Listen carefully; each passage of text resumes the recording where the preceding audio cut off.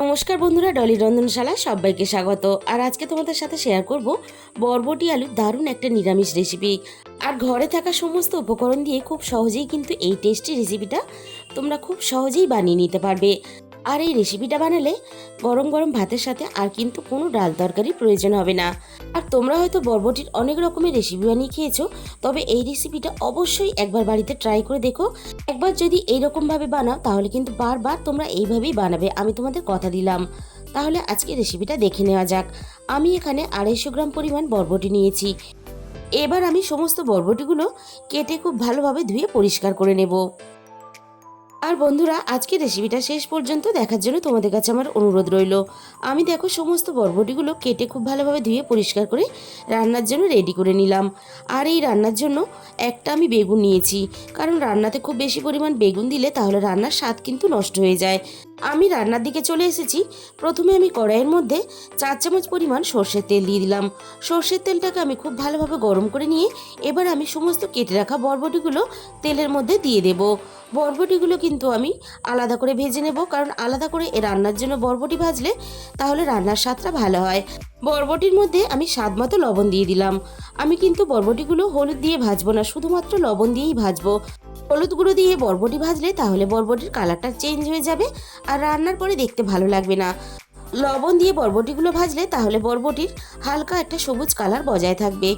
বরবটিগুলো এদিকে ভাজা হতে থাক, আমি এবার একটা মশলা বানিয়ে নেব।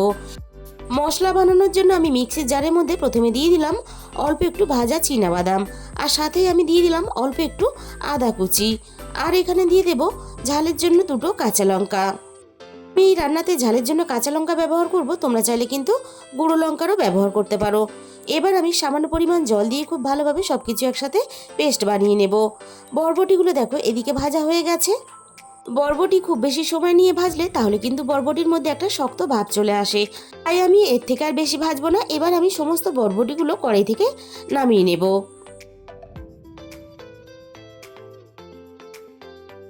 সমস্ত বরবটিগুলো আমি কড়াই থেকে নামিয়ে নেওয়ার পরে আমি কড়াইটাকে খুব ভালোভাবে একটু ধুয়ে পরিষ্কার করে নিয়েছিলাম। আবারও আমি কড়াইটাকে গ্যাসের মধ্যে বসিয়ে দিয়েছি। আবারও আমি কড়াইয়ের মধ্যে পেঁয়াজের মতো সর্ষের তেল দিয়ে দিলাম। তেলটা খুব ভালোভাবে গরম হতে আমি এখানে ফোড়নে দিয়ে দিলাম 1/2 চামচ পরিমাণ 5 ফোড়ন। আর আমি এখানে দিয়ে দিলাম একটা শুকনো লঙ্কা। আমি এখানে শুকনো লঙ্কাটা শুধুমাত্র রান্নায় ফ্লেভারের জন্য ব্যবহার করেছি। লঙ্কার ভিতর থেকে আমি সমস্ত বীজগুলো বের করে নিয়েছিলাম। আগে থেকে আমি একটা মাঝারি সাইজের আলু কেটে রেখেছিলাম। ফোড়নের সাথে আলুগুলো দিয়ে আমি আলুগুলো নাড়াচাড়া করে খুব ভালোভাবে লালচে করে ভেজে নেব। আর আলুগুলো আমি দেখো এখানে একটু মোটা করে কেটেছি। এইভাবে একটু আলুগুলো মোটা করে কাটলে গলে গিয়ে আলুগুলো রান্নার সাথে মিশে যাবে না, আর রান্নার পরে দেখতেও ভালো লাগবে। আলুগুলো আমি দেখো খুব ভালোভাবে নাড়াচাড়া করে লালচে করে ভেজে নিয়েছি। এবারে আমি আলুর মধ্যে দিয়ে দেব একটা ছোট সাইজের টমেটো কুচি। এবার আমি টমেটোটা আলুর সাথে নাড়াচাড়া করে ভেজে নেব। টমেটোর কাঁচা গন্ধটাও চলে যাবে আর টমেটোটা বেশ অনেকটা নরম হয়ে যাবে। টমেটোগুলো আমি একটু নাড়াচাড়া করে ভেজে নিয়েছি। এবার আমি এখানে কেটে রাখা বেগুনটা দিয়ে দিলাম। আর রান্নার মধ্যে স্বাদ মতো লবণ দিয়ে দিলাম। আমি কিন্তু এখন খুব বেশি পরিমাণ লবণ দিলাম না, কারণ বরবটিগুলো আগে থেকে লবণ দিয়ে ভাজা আছে। যদি প্রয়োজন হয় পরে আমি লবণ দিয়ে দেব। আবারও আমি সবকিছু একসাথে নাড়াচাড়া করে ভেজে নেব। এতে টমেটোটাও আরও একটু নরম হয়ে আসবে আর বেগুনটাও ভাজা হয়ে যাবে। আমি একটু বেগুনটাকে ভাজা হতে দিলাম। বেগুনটা আমি খুব বেশি ভাজলাম না, বেগুন একটু হালকা করে ভেজে নিয়েছি, কারণ রান্না হতে হতে বেগুন কিন্তু সুন্দরভাবে গলে গিয়ে রান্নার সাথে মিশে যাবে। আগে থেকে যে মশলাটা আমি পেস্ট করে রেখেছিলাম সেটা আমি রান্নার মধ্যে দিয়ে দিলাম। আর অল্প একটু মিক্সির বাটি ধোয়া জল দিয়ে দিলাম। এবার আমি মশলাটা নাড়াচাড়া করে সবকিছুর সাথে খুব ভালোভাবে কষিয়ে নেব। এতে আদার কাঁচা গন্ধটাও চলে যাবে আর বাদামের যে একটা নিজস্ব গন্ধ থাকে সেটাও চলে যাবে। আমি সবকিছুর সাথে নাড়াচাড়া করে খুব ভালোভাবে কষিয়ে নিলাম। এবারে আমি এখানে একে একে গুঁড়ো মশলাগুলো দিতে থাকবো। দিয়ে দিলাম 1/2 চামচ পরিমাণ হলুদ গুঁড়ো, আর দিয়ে দেবো এখানে 1/2 চামচ পরিমাণ জিরে গুঁড়ো।